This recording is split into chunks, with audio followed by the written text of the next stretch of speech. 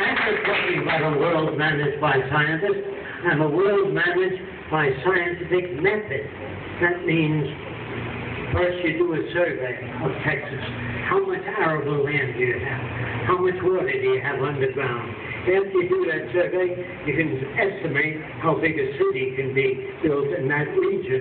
If it doesn't have the resources, it won't work.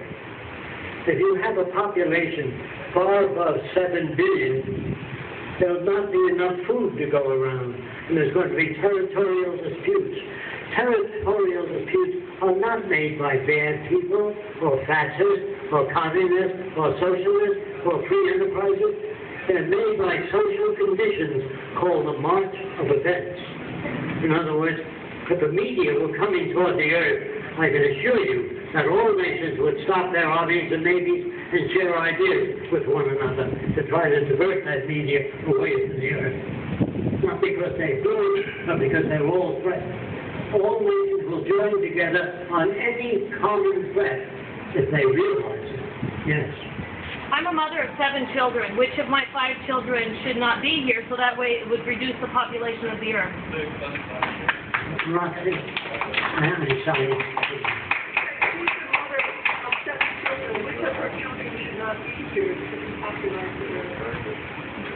Well, all I can say, if you want a world without war, without hunger, without poverty, it has to be in accordance with the carrying capacity of the Earth's resources. If you go beyond that, you're going to have trouble. Do you understand what I'm saying? It seems to me what you're saying is that you want fewer people, but who are you to designate who the people that should and should not be here? I'm raising wonderful, conscientious children. No, he's not saying that at all. I'm asking for clarification. You have to listen and know more about this system. What he's proposing is a system based on the methods of science to produce abundance for everyone in the quickest time without polluting the earth. He's talking about a system based on the well-being of people and the environment. He's talking about a system that does not use money. As long as you use money, you'll have corruption, greed, crime, embezzlement. So he's trying to get rid of the root causes of the problem. We have enough goods and resources to take care of the entire population and even more if we use it wisely. But what we're doing today, we're doing mass killing by starvation, and we're against that. We're saying we have enough resources. If we use science and technology to the best of our ability without the monetary to feed, house, and clothe everyone on earth, we can do that today. That's what he's talking about.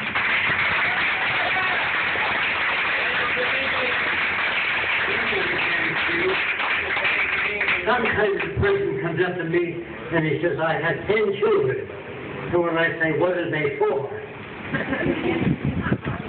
What are they for?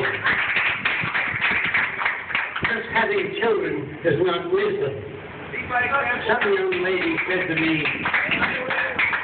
this young lady said, why am I here? She told me herself.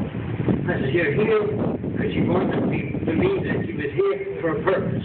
Everybody wants to believe that. So I said, you're here because your father didn't use a condom.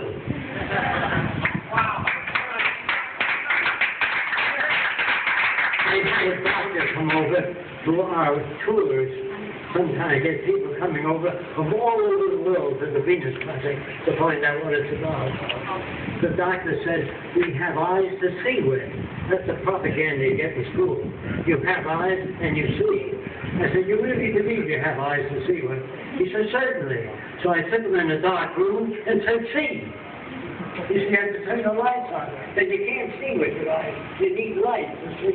You have to know those things before you make any decision. The most difficult thing for people to say is, I don't know. Sometimes when you don't have any answers, how did the earth begin? Where did life come from? I don't know. When you say a guy up at the cloud,